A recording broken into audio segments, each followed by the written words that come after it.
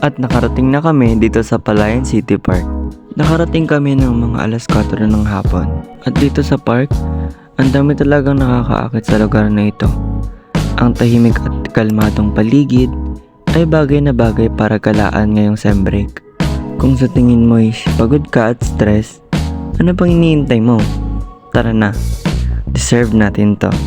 Maraming upuan dito kung saan pwede magpahinga o sa ilalim lang ng puno. Angkop na angkop ang lugar na ito sa mga naghahanap ng oras para makapag-isip at makapagpahinga ng saglit.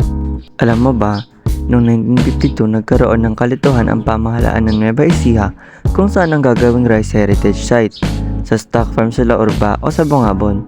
Kaya dahil dito, napili nila ang lugar sa gitna at doon nabuo ang Palayan City.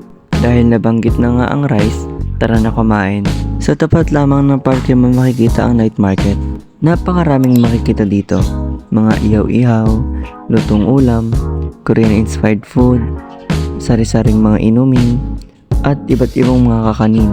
Mayroong ding mga gamit, laruan, damit, sapatos, at iba't ibang mga rides. Ang daming pagpipilian pero takoyaki, shawarma, at inumin lang yung binili ko. Hindi dahil hindi ako makapili, kundi kasi wala na akong pera eh. Bukod sa magagandang tanawin, kahanga-hanga rin ang kalinisan ng lugar.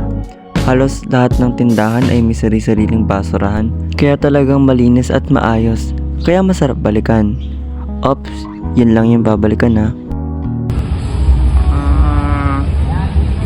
At yun lang, maraming salamat sa panonood.